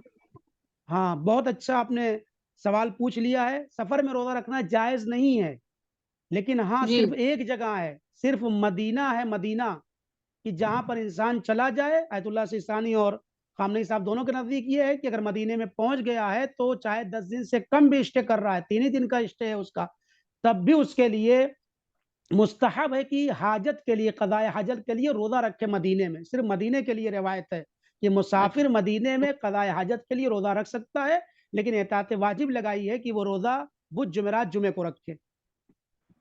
अच्छा जी। हाँ, बाकी सफर में रोजा रखने के लिए अलग है काम है, इंशाल्लाह कभी और अर्ज करूंगा। मैं इतना बता दूं, अगर सफर से पहले उसने नज्र कर ली है कि मैं सफर ही में रोजा रखूंगा, और नियत पहले की है और नज्र पहले मान ली है, तो एक अलग मसला है, फिर वो रख सकता है। लेकिन जा करके सफर पर नियत करे या वहां रखना चाहे, फिर नहीं हो सकता है काम। रमजान मुबारक के रोजे की कज़ा सफर में कर ही नहीं सकता है, चाहे नियत करे चाहे नजर भी मान ले, वो नजर नहीं मानी जाएगी। खैर, इसके और भी आए काम है। करबला, हाँ मैं जी नहीं रख सकते करबला में? नहीं नहीं, करबला में अगर लेकिन रखना है तो करबला के अहकाम में, अलग ज़ियारतों के अहकाम में है कि 3 दिन घर में रख के, यानी उसके बाद चले, बुध जुमेरात जुमा रख के फिर चले। बुध जुमेरात जुमा नहीं मिला तब भी 3 दिन रोजा रख के फिर सफर करे। लेकिन हाँ, अगर करबला में रखना चाहता है तो एक शर्त है, पहले से ही नजर कर ले, नजर कर ले, नजर मान ले कि अल्लाह की तरफ से मेरे ऊपर वाजिब है कि मैं करबला जाऊंगा तो 4 रोजे रखूंगा, 3 रोजे, जो भी है, नजर मान ले, फिर वो रख सकता है। सफर से पहले अगर नजर मान लिए तो रख सकता है। जी अच्छा, शुक्रिया। जी। اور کوئی مولانا سوال؟ صاحب کیا عمرہ کرنا واجب ہے؟ اگر عمرہ کسی کے کرنا پاس واجب نہیں، عمرہ کرنا، نہیں نہیں، عمرہ اگر کرنا وہ واجب نہیں۔ زیارت کے لیے بھی پیسے ہیں اور یا عمرہ کرنے جائے یا زیارت کرنے جائے تو کیا کرنا زیارت کی چاہیں، زیادہ ہے، بہتر کیا؟ اگر عمرے کے پاس پیسے ہیں اور زیارت کے لیے تو بہتر ہے عمرہ کرنے، وہ زیارت کرنے کے لیے آئے، وہ امام حسین اسلام کی زیارت کرنے کے لیے آئے، چونکہ روایات میں ہے، تاکید کی گئی ہے عمرے کے لیے، ایسی میں نے روایت نہیں پڑھی ہے، زیارت کے لیے پڑھی ہے کہ غریب کو کم سے کم 4 سال میں 1 مرتبہ آنا چاہیے، اور امیر کو سال بھر میں 2 مرتبہ آنا چاہیے۔ اور امام موسی کاظم علیہ السلام کی روایت ہے کہ اگر کوئی انسان 3 مرتبہ سال میں کربلا معلی آتا ہے تو پھر وہ کائنات میں کبھی غریب اور فقیر نہیں ہوگا۔ ماشاءاللہ ماشاءاللہ، آپ انشاءاللہ کے لیے کیسے آئے گا؟ اب یہ جو لوگ یہ مس یوز کرتے ہیں نا کہ مولا بلائیں گے تو جائیں گے، مولا بلائیں گے تو جائیں گے، یہ سب کچھ نہیں۔ ہاں مولا کی تائید ہوتی ہے، ایسے واقعات میں کبھی عرض کروں گا، میں پاسپورٹ بنوا نہیں رہا ہوں، کوشش کر نہیں رہا ہوں، پیسے جمع نہیں کر رہا ہوں، ٹور آپریٹر میں جا کے نام لکھوا نہیں رہا ہوں، کوئی کوشش نہیں کر رہا ہوں، خالی کہتا پھرتا رہتا ہوں مولا بلائیں گے تو جاؤں گا۔ مولا ایسے کیسے مولا بلائیں گے؟ مولا کا یہ کام تھوڑی ہے معاذ اللہ، مولا آپ کے غلام تھوڑی ہیں کہ آپ کا ہاتھ پکڑ کے لے کے جائیں گے، کہیں گے چلو پاسپورٹ بنواؤ، یہ پیسہ جمع کرنا شروع کرو۔ تمہیں ایک گلک بنانا چاہیے، ایک سسٹم بنانا چاہیے کہ میں آج آئس کریم کھا سکتا ہوں لیکن نہیں کھاؤں گا، یہ پیسہ میرے دل میں تڑپ ہے امام حسین اسلام کی، لہٰذا میں یہ نہ کھا کر کے، یہ زاہدانہ زندگی اس کو کہتے ہیں۔ میں آج مرغے کی بریانی کھا سکتا ہوں، نہیں کھاؤں گا، یہ پیسہ میں گلک میں ڈالتا ہوں، آج دال روٹی کھاؤں گا، امام حسین اسلام کی دعوت۔ 4 سال کر کے دیکھ لیجئے، ایک غریب نہ آ جائے گا تو آپ کہیے گا ہمیں طریقہ نہیں معلوم۔ السلام علیکم۔ علیکم السلام۔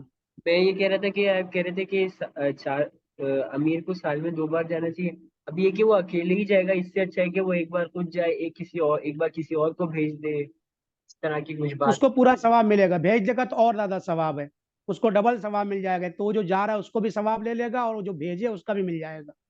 تو اگر خود جا چکا ہے تو بھیجے تو اور زیادہ ثواب ہے۔ اچھا جی، بہت شکریہ۔ بہت بہت شکریہ، کافی وقت ہو گیا اور چلیں جی، وہ ہم کو بھی نکلنا ہے، اس میں جانا اطراف کی زیارت میں، انشاءاللہ نائب الزیارات ہیں آپ سب لوگوں کی طرف سے، جو لوگ کلاس میں تھے، جو لوگ سن رہے تھے، بہرحال میں انشاءاللہ نکل رہا ہوں، زیارت کروں گا آپ لوگ کی طرف سے کربلا معلی میں، کر چکا ہوں، مزید انشاءاللہ یاد کروں گا۔ سب سے اہم دعا یہ ہے کہ ہماری عاقبت بخیر ہو، بہت ساری چیزیں چھوٹ گئی ہے، ان تختمال بالسعادہ کی جو روایت تھی وہ چھوٹ گئی ہے۔ 21 رمضان سے 30 رمضان تک الگ الگ راتوں میں جو دعا پڑھتے ہیں، ہر دعا کے اندر یہ ٹینس موجود ہے کہ ہماری عاقبت بخیر ہو، اور یہ زندگی کی سب سے اہم دعا ہے، ذریعوں پر رمضان مبارک میں، عید کے دن اور ہر جگہ کے اوپر۔ پروردگار عالم کی بارگاہ میں دعا کرتے ہیں، میرے پروردگار ہم سب کی عاقبت بخیر ہو اور سعادت مند کے ساتھ ہم دنیا سے انشاءاللہ گزر جائیں۔ انشاءاللہ دعا پڑھا دی امام زمان نے۔ بسم اللہ الرحمن الرحیم، اللہم کل ولیک الحجت ابن الحسن صلواتک علیہ وعلی آبائے فی هذه الساعة وفی کل ساعة ولیا وحافظا وقائدا وناصرا ودلیلا وعینا حتی تسکنہ ارضک طوعا وتمتعہ فیہا طویلا۔ اللہم صل علی محمد وآل محمد وعجل فرجہم۔ خدا حافظ، فی امان اللہ۔ شکر گزار ہیں آپ لوگوں کے، آپ نے حقیر کے بیانات کو سنا، اور مولا آپ کو صحت و سلامتی اور تندرستی دے انشاءاللہ۔ الہی آمین۔ خدا حافظ۔ خدا حافظ۔